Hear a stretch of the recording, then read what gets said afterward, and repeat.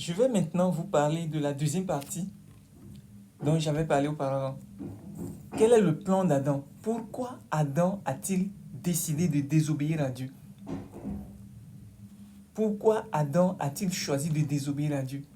Parce que ce qui a amené Adam à se séparer de Dieu est plus élevé que vous et moi ne pouvons l'imaginer naturellement. Parce que Adam vivait dans un paradis que vous et moi n'avons jamais vu. Nous ne pouvons même pas l'imaginer. Et pourtant, Adam a décidé de se désolidariser de Dieu, de se séparer de Dieu. Eh bien, nous allons voir aujourd'hui, dans cette deuxième partie de qui est Lucifer selon les Écritures, ce pourquoi Adam a désobéi et quel était réellement son plan. Nous allons retourner dans Ésaïe 14. À ma gauche, nous sommes dans Ésaïe 14, verset 12. Je relis. Comment es-tu tombé du ciel, ô Lucifer, fils de l'aurore? Comment as-tu été abattu à terre, toi qui affaiblissais les nations? Car tu disais en ton cœur, je monterai au ciel, j'élèverai mon trône au-dessus des étoiles de Dieu, je m'assiérai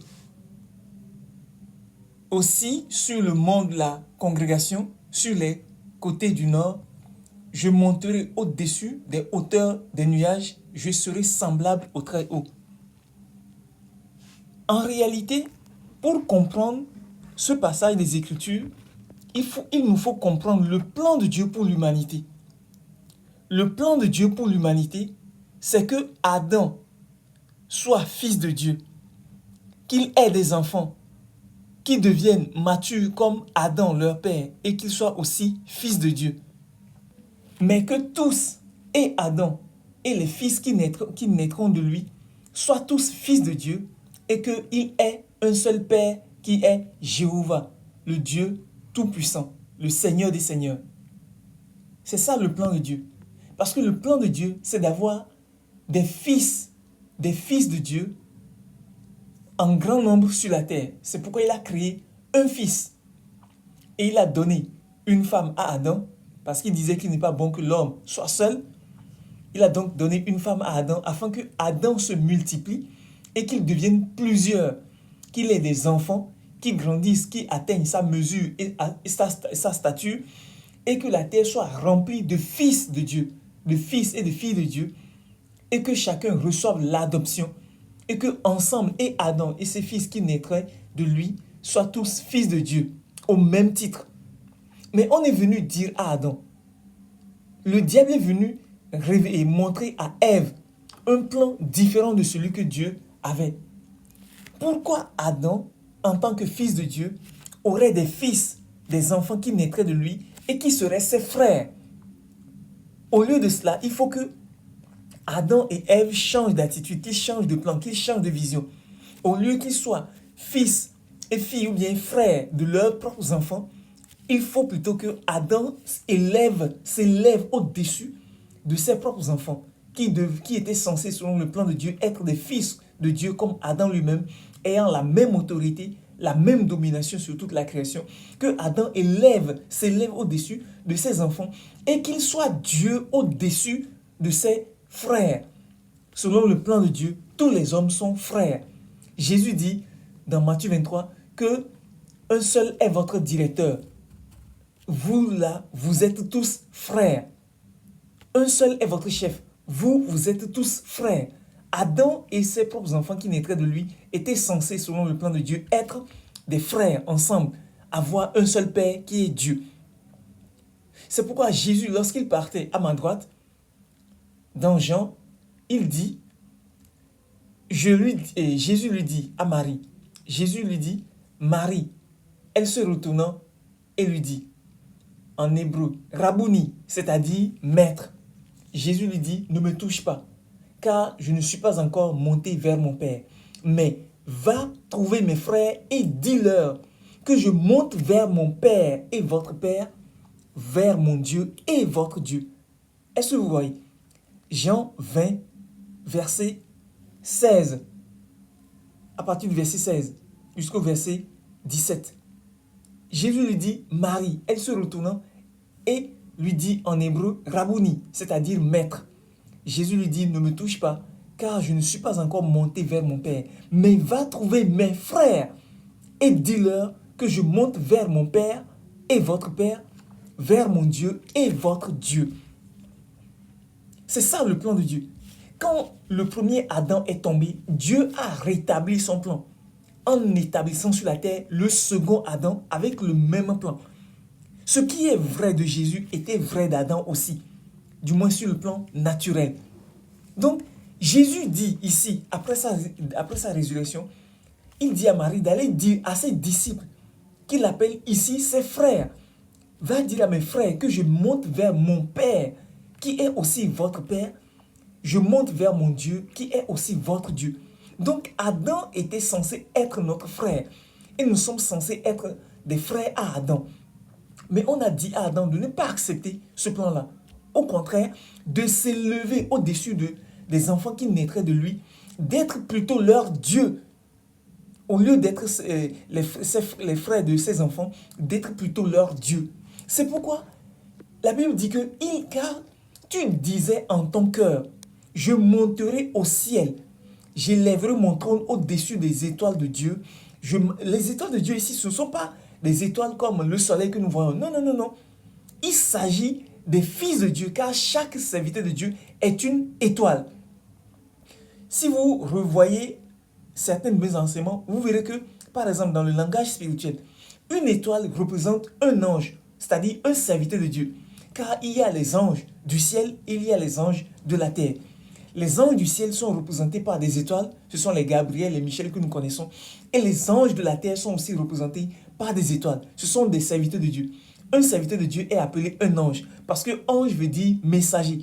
Donc chaque messager est une étoile. Vous pouvez voir cela dans Daniel 8, je crois.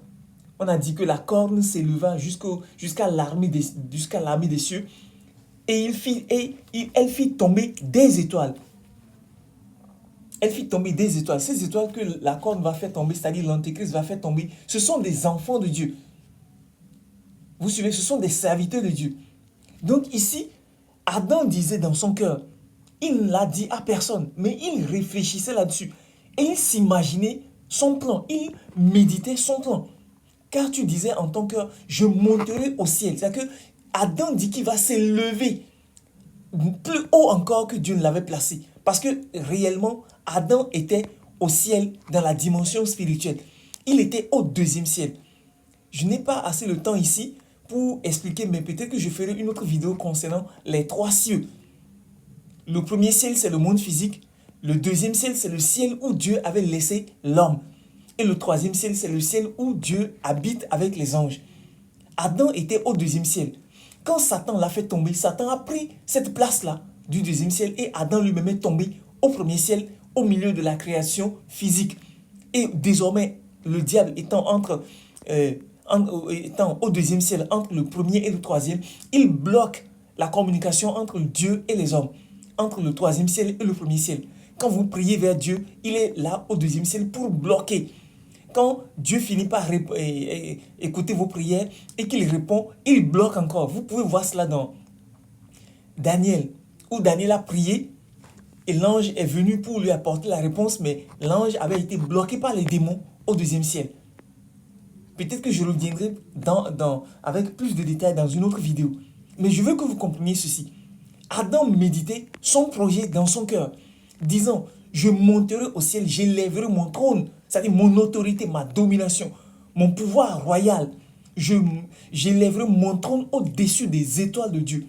Les étoiles de Dieu ici, ce ne sont pas les étoiles de la galaxie physique, et il ne s'agit pas non plus des étoiles, c'est-à-dire les anges du ciel, mais il s'agit des enfants de Dieu qui naîtront de lui, qui sont tous appelés à être, qui sont tous appelés des étoiles, qui sont tous représentés par des étoiles.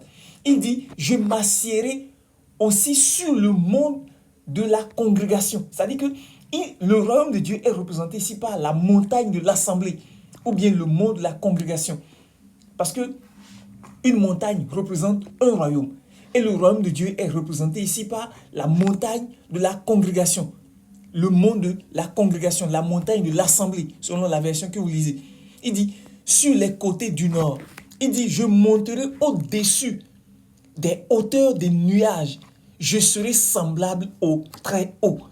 Donc le projet d'Adam qu'on lui a dit et qu'il a médité, qu'il méditait dans son cœur, c'est de devenir comme Dieu. C'est-à-dire que de devenir Dieu sur toute la création. Adam avait été créé comme Dieu au-dessus de toute la création physique, c'est-à-dire au-dessus des animaux, au-dessus des poissons, des bêtes, des champs, au-dessus du vent, des étoiles, des galaxies, tout ce qui concerne le monde matériel physique.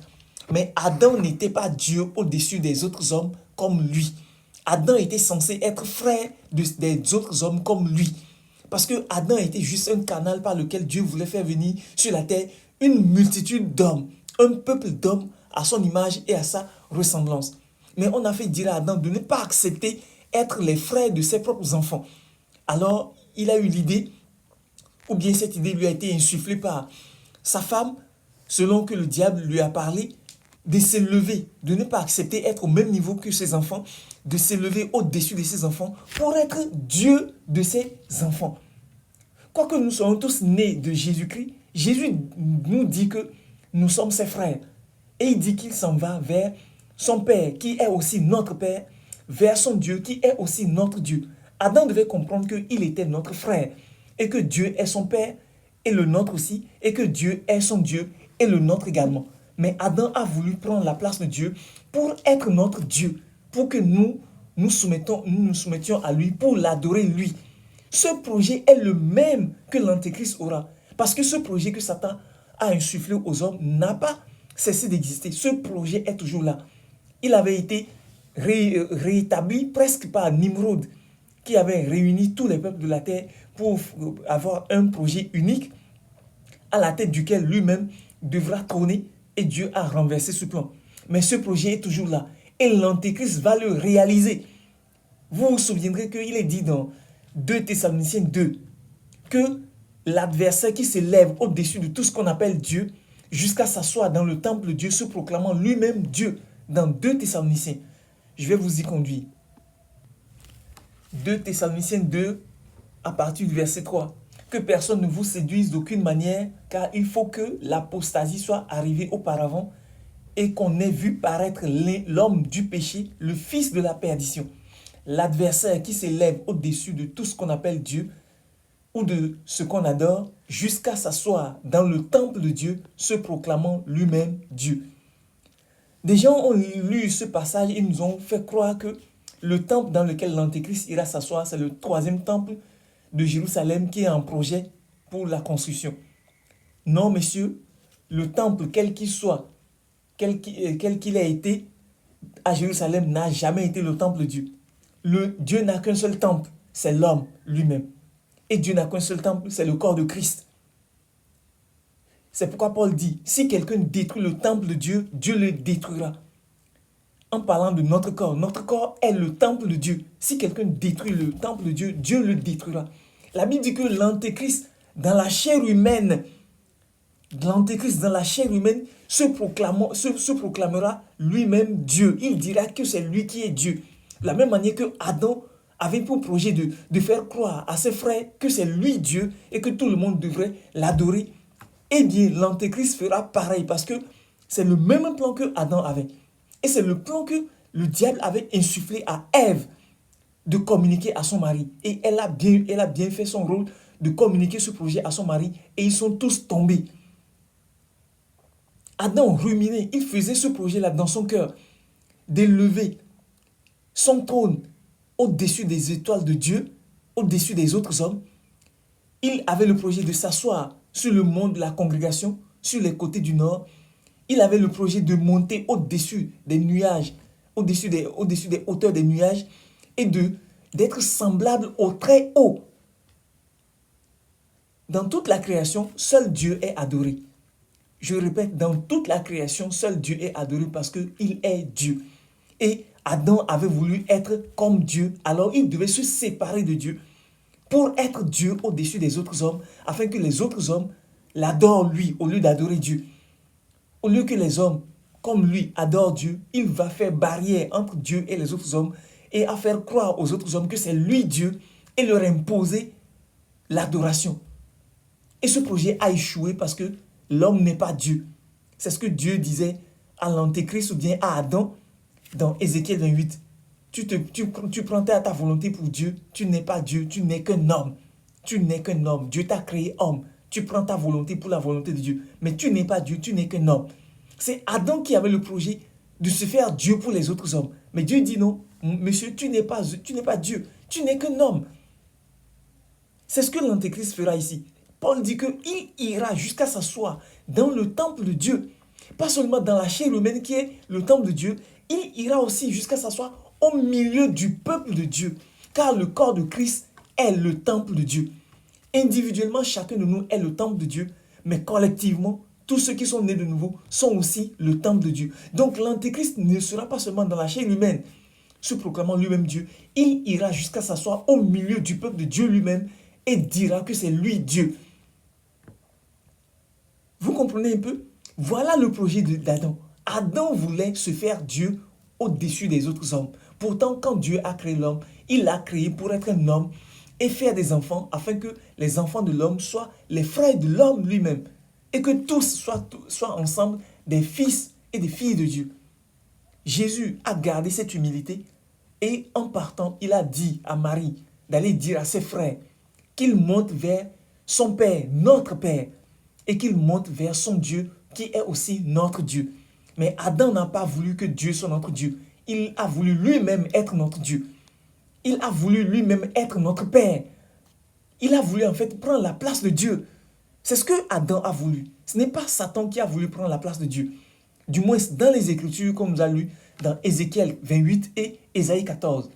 Je ne sais pas précisément ce qui s'est passé au ciel quand Satan a été chassé du ciel parce que la Bible n'en a rien dit. Il n'y a pas un seul passage qui dit que Satan a fait ci ou cela au ciel.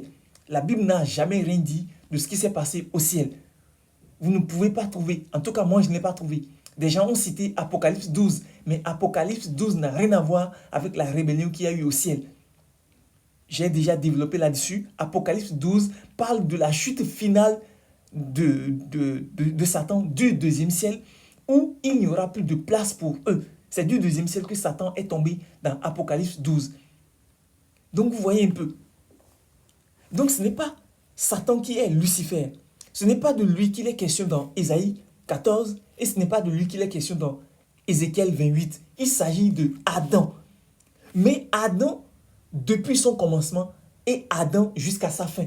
Parce que Adam, quand il était dans le jardin, il a eu ce projet et il est tombé. Mais dans le processus, son fils aîné, qui est l'antéchrist, va réaliser ce projet. Mais Dieu va aussi le faire tomber parce que ce n'est pas le plan de Dieu qu'un homme se proclame Dieu au-dessus de ses frères. Mais c'est ce que l'antéchrist fera. Il ira jusqu'à s'asseoir dans le temple de Dieu, se proclamant lui-même Dieu. Et il imposera à tous les hommes de se prosterner devant lui et de l'adorer comme Dieu. Je vous invite à réfléchir sur ces choses, s'il vous plaît. Réfléchissez sur ces choses. C'est ce qui nous rend intelligents. Car on nous a plus ou moins abrutis par des erreurs. Des gens mal intentionnés ont inventé des histoires de toutes pièces et ont enseigné à nos pasteurs des erreurs qu'ils sont venus aussi nous communiquer pensant que ce sont des vérités. Mais aujourd'hui, gloire à Dieu, la vérité est en train de sortir. Et j'invite chacun de nous à se réveiller, à se séparer de toutes les erreurs qui ont été enseignées dans l'Église et à saisir la vérité, celle qui nous libérera. Si nous ne connaissons pas la vérité, nous ne serons jamais affranchis des liens du mensonge et du diable. Mais une fois que nous connaissons la vérité, elle nous affranchira. Donc mes frères, vous voyez un peu. Donc le projet d'Adam, c'est de se faire Dieu au-dessus des autres hommes qui sont censés être ses frères. Dieu a voulu avoir beaucoup de fils, mais il n'a pas voulu créer beaucoup de fils. Il a créé seulement un seul fils à qui il a donné une femme qui devait se multiplier à travers sa femme pour produire le nombre de fils que Dieu voulait. Maintenant, au lieu de produire des fils à Dieu, il a voulu produire des fils à lui-même et veut se faire leur père et leur Dieu, les couper de Dieu et être leur Dieu. Ce n'était pas le projet de Dieu, c'est pourquoi Adam est tombé. Mais l'antéchrist va vouloir coûte que coûte réaliser ce projet parce que c'est le même projet, c'est le projet de l'homme. Nimrod l'a essayé, il est tombé aussi. Nimrod l'a essayé avec la tour de Babel. Il a rassemblé tous les peuples de la terre pour être leur chef. Dieu a renversé ce plan. Et l'antéchrist le réalisera. Et la Bible dit clairement. La Bible dit très clairement. Donc, vous voyez un peu, mes frères, j'espère que je vous ai ouvert les yeux sur certaines choses. Je vous prie de réfléchir là-dessus, de lire et de relire tous les passages que je vous ai apportés. Il y a beaucoup d'autres passages aussi que j'aurais pu vous lire, mais compte tenu de la longueur des vidéos, je préfère vous renvoyer vous-même aux Écritures afin que vous puissiez faire vos propres recherches. Donc, ce n'est pas de Satan qu'il s'agit dans Ésaïe 14, ce n'est pas Satan qui est Lucifer, ce n'est pas son nom, c'est un menteur. C'est Adam qui est Lucifer, le porteur de lumière. C'est Adam qui est l'étoile brillante du matin. C'est Adam qui est l'astre brillant. C'est Adam qui a apporté la lumière, la vie à toute la création physique. Et c'est parce que Adam est tombé, c'est parce que Adam a perdu sa vie que la création a commencé aussi à mourir. Les animaux ne mouraient pas. Les animaux n'ont pas péché contre Dieu pour mourir. Les arbres ne mouraient pas. Ils n'ont pas péché contre Dieu pour mourir. C'est parce que Adam, leur vie, est mort que la création aussi a commencé à mourir. Dieu a fait de nous la lumière de la création physique. Dieu a fait de nous la vie de la création physique. Si nous mourons, la création mourra. Pas étonnant que la création entière attend avec un ardent désir la révélation des fils de Dieu. Car lorsque les fils de Dieu vont se révéler, ils vont rapporter la vie à la création aussi. Parce que c'est nous qui sommes tombés que la création aussi est tombée. Si nous revenons à notre position, la création aussi sera rétablie avec nous. Mes frères, que la grâce de Dieu repose sur vous. Que Dieu vous bénisse. Je vous prie de relire tous ces passages-là pour vous-même, afin d'ouvrir les yeux et de voir la réalité telle qu'elle est. Vous et moi sommes la lumière de ce monde. C'est ce que Jésus nous a dit. Nous sommes les porteurs de lumière. C'est nous qui sommes envoyés pour apporter la lumière à toute la création. Que le Seigneur Jésus vous bénisse et que sa grâce repose sur vous.